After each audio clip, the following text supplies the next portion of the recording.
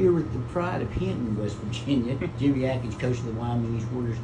Coach, everybody's wearing masks, and I've asked everybody today, feelings on masks. Do you have most guys are saying if it gives us a season, I'm all for it.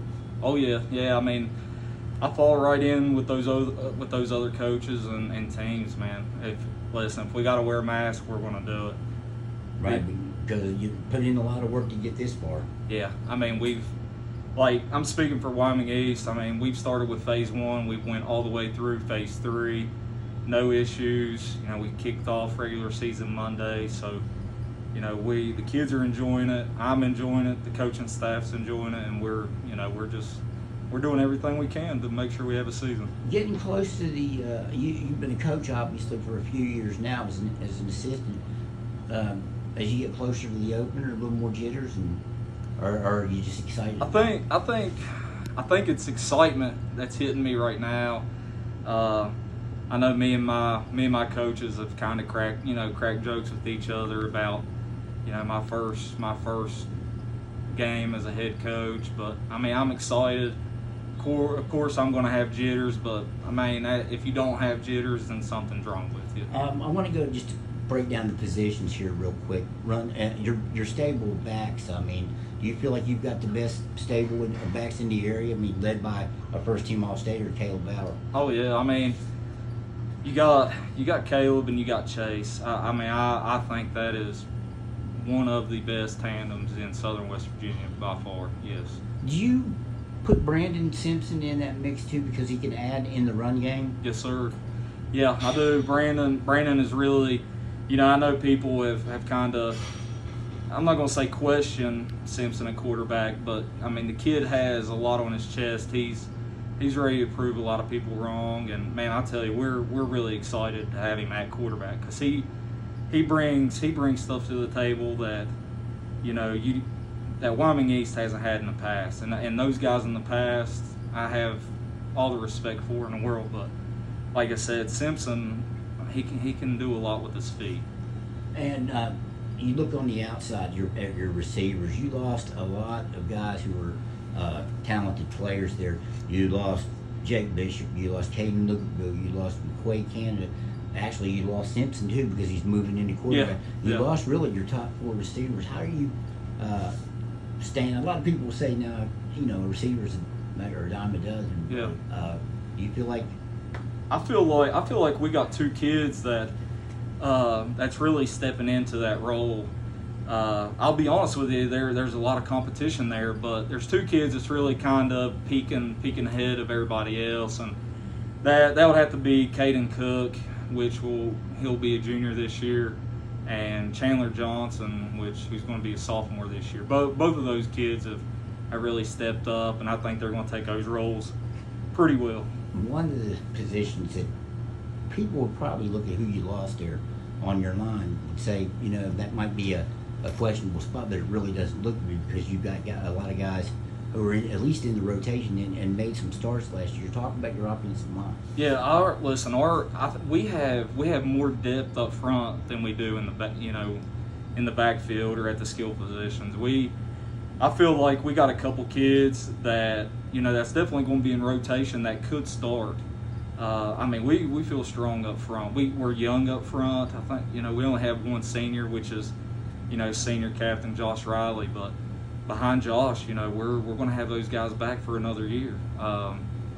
Charlie Stewart has really stepped up. Blake Cook, both of those boys will be sophomores this year. Big years for both of those guys, I feel. Colton Repass, Charlie Price, both of those boys are going to step in and get a lot of playing time. You have Dakota McBride. Dakota's kind of like a jack of all trades guy. We're going to put Dakota everywhere, and he's up for it. He just wants to be on the field and play. Well, you mentioned him. He's a kid who had a lot of sacks. He led you in sacks last year. Was I think one of the state leaders. Yes, sir. According to Max Prep. So yeah. On defense, is he kind of a focal point for you? Guys coming back.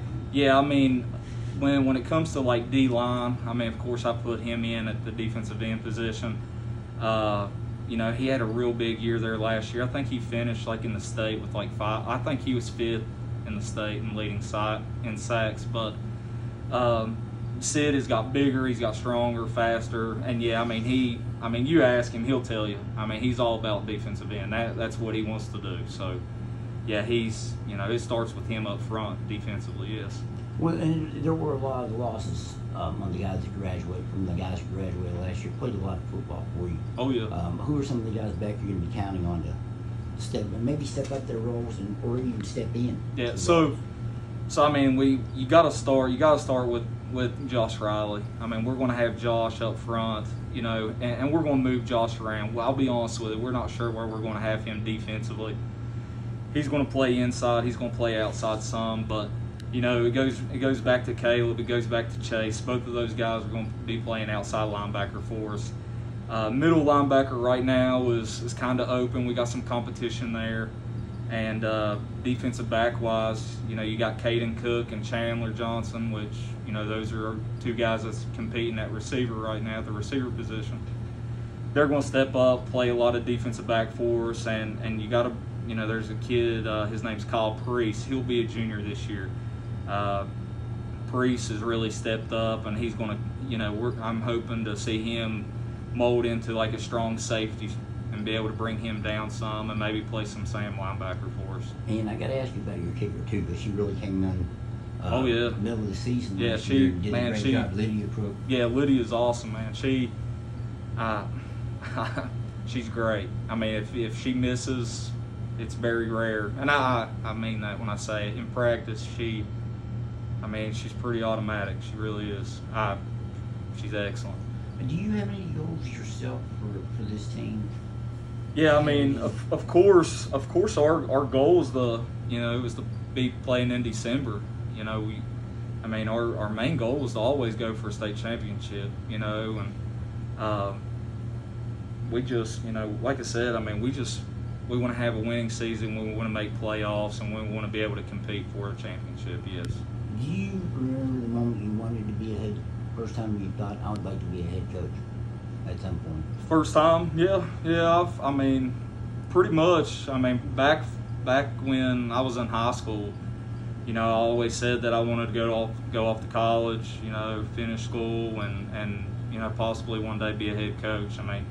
I love the game. I've always been around it, but I could go way back to probably my freshman year saying that I wanted to be a head coach. Do you find that there's demands that you weren't aware of as a head coach? A lot of times there's even fundraising stuff. Yeah. There are things that you weren't expecting. Well, behind this mask, I'm kind of grinning because I've been told by a lot of head coaches, Coach, you don't know what you're getting yourself into. It's not all about X's and O's, but I like this. I have to talk about like Wyoming East faculty, like Miss Green, our principal, who stepped in. Man, she's really helped us. Anybody at the board office has really helped me with stuff like that. Fundraising. I don't think anybody enjoys fundraising, but you have to do it, and we try to make it fun. But yeah, it's not all about X's and O's. Has it changed you in any way? You feel more people stop and talk to you on the street about what the team might do? Yeah, I'll probably talk to somebody about football every day, which I could do all day, every day. I think the community's I know the community's excited, especially with the COVID-19 pandemic going on. I think everybody's really leaning for football to start. I know we are. We're all excited. How would that work ticket-wise for you guys? So, I don't think anything's set in stone. You hear so much. Possibly, 50% of fans, now. I think tickets may be pre-sold. Kind of first come, first serve after that. Buy a game or buy a season pass? I'm not sure. Okay. I really don't know. All right. Hey, Jimmy, I appreciate the time. Good luck this season. Yes, sir. Thanks.